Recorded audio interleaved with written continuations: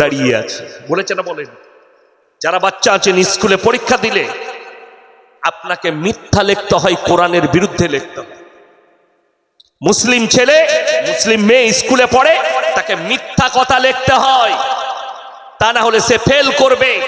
সে যদি লিখে দেয় পৃথিবীটা দাঁড়িয়ে আছে, চন্দ্র সূর্য গ্রহ তারা নক্ষত্র মঙ্গল বুধ প্লুটো সবাই তার চারিদিকে ঘুরছে, এটা লিখে দিলে বাচ্চাটা ফেল করে যাবে, নম্বর কাটা যাবে। কেন? বেঈমান কাফেররা লিখেছে, তারা সিলেক্ট করেছে। যদি বলেন বিজ্ঞান তো ঠিকই বলছে, তোমার বিজ্ঞান শুনেলেন? বিজ্ঞানের স্টুডেন্টরা বিজ্ঞান আপেক্ষিক, আজ যেটা বলছে কাল সেটা চলবে না, আজ যেটা বলছে কাল সেটা ঘটবে না। তার একটা প্রুফ আমি এক সপ্তাহ আগেকার দিয়ে দিচ্ছি। আপনারা দেখেছেন রেডিও আবহাওয়া দপ্তর দিল আগামী 24 ঘন্টার মধ্যে এমন একটা ঝড় আঘাত হানতে দিয়েছে, আঘাত হানবে, বৃষ্টি হবে এই জেলায়। বৃষ্টি হয়েছে না চলে গেছে? চলে গেছে, মালটা নাই। তাইলে বিজ্ঞানের কথা সত্য না আল্লাহর হুকুমটা সত্য? আল্লাহর হুকুম সত্য। চলুন আরো বলে দিই। আমি যখন স্কুলে পড়েছি, আমার সাথী বয়স যাদের হবে 38-40 যাদের বয়স হবে, আমরা স্কুলে পড়েছি পৃথিবীটা কমলা লেবুর মতো। অনেকজন পড়েছেন না পড়েননি? এ কথা বলবেন, পড়েছেন না পড়েননি? পৃথিবীটা কমলা লেবুর মতো। পরবর্তী বৈজ্ঞানিক এসে বললেন নট কমলা লেবু, পৃথিবীটা গোল ফুটবলের মতো। ভোট হলো বৈজ্ঞানিকদের, বৈজ্ঞানিকরা ভোটে জিতে গেল না, এদেরটাই সাকসেসফুল। এই পৃথিবীটা গোল, আপনি চলে যান, আমি মারা যেতে পারি। 10 বছর পরে কিছু বৈজ্ঞানিক বেরিয়ে বলবে, এখন বর্তমানে কিছু পৃথিবীর বৈজ্ঞানিক দাবি করছে পৃথিবীটা গোল নয়, ডিম্বাকৃতির, ডিমের মতন। এদেরটা এখনো সাকসেসফুল নয়।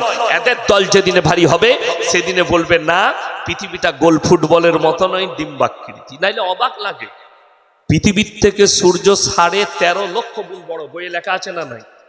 আচ্ছা, কার বাপের মিটার দিয়ে মেপে এলো বলতে পারবেন? আন্দাজে আটকালে একটা অনুমান করে বলা হয়েছে, মিটার নিয়ে কেউ মাপতে যায়নি। বড় কষ্ট লাগে। কোরআন বলছে কুল্লু ফি ফালাকি ইয়াসবাহুন, নবমণ্ডলে যা আছে তারা যেন নিজের নিজের কক্ষপথে চলমান। আর কোরআনের এই তাফসীর থেকে, এই ব্যাখ্যা বিশ্লেষণ থেকে বোঝা যায় ওয়া জুমিয়া শামসু ওয়াল কামার, চাঁদ আর সূর্য নিজের রাস্তায় চলছে। আমি আল্লাহ কিয়ামতের দিনে তাদেরকে সংঘর্ষ করব, মুখোমুখি টক্কর লাগাবো। এইখান থেকে প্রমাণ পাওয়া যায় চন্দ্র আর সূর্য নিজের রাস্তায় চলছে। যদি বলেন কোরআনে কোথায় আছে যে পৃথিবী আল্লাহ দাঁড় করিয়েছেন? আলাম নাজআলিল আরদা মিহাদা ওয়াল জিবালা আওতাদা ওয়া খালাকনাকুম আজওয়াজা, আমি আল্লাহ জমিন ছুটে বেড়াবার কারণে এই পৃথিবীর মধ্যেখানে পাহাড়গুলোকে খুঁটো গেড়েছি। পৃথিবী তুমি আর নড়াচড়া করো না। জোরে বলুন সুবহানাল্লাহ। এটা কোরআন। তাফসীরে যাবেন, ব্যাখ্যা বিশ্লেষণ আপনার বিরুদ্ধে লেখা হয়েছে, বিপক্ষে। আল্লাহ তাআলা কোরআনে বললেন ওয়া জুমিয়া শামসু ওয়াল কামার, যখন টক্কর হয়ে যাবে কি হবে? ইয়াকুলুল ইনসানু ইয়াউমাইদিন আইনাল মাফার, মানুষ সেদিনে ছুটাছুটি লাগাবে আর বলবে কোথায় পালালে বাঁচি। কোরআন বলছে কাল্লা লা ওয়াজার ইলা রাব্বিকা ইয়াউমাইদিনিল মুস্তাকার, মানুষ খালি পালাবার চেষ্টা করু, পালাতে পারবে না। সকলকে নিজের রবের কাছে, আল্লাহর কাছে দণ্ডাইব। আল্লাহ দাঁড় করাবেন সকলকে, আর আল্লাহর সামনে সবাই দণ্ডায়মান হবে। সে নাস্তিক আর আস্তিক, বেঈমান আর কাফের, যেই থাকবে পৃথিবীর মানুষ সবাইকে আল্লাহর সামনে, ইমানদার মুমিন বেঈমান কাফের নাস্তিক আস্তিক সকলকে আল্লাহ দাঁড় করিয়ে দিবেন কাতারে কাতার, আল্লাহর সামনে দণ্ডায়মান হবে।